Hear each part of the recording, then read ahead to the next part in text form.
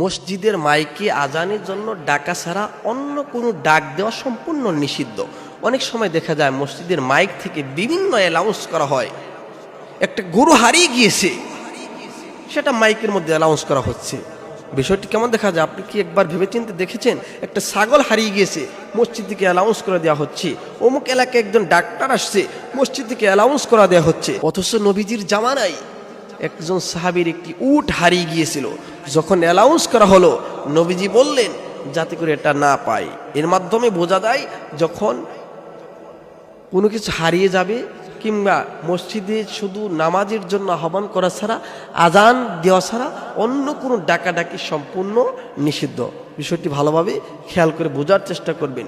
মসজিদে মাইক দিয়ে একমাত্র শুধুমাত্র কেবলমাত্র আজান দেওয়া হবে, নামাজের জন্য আহ্বান করা হবে। এর বাহিরে কোনো কথা বলার কোনো বিধান নেই। আশা করি বুঝতে পেরেছেন।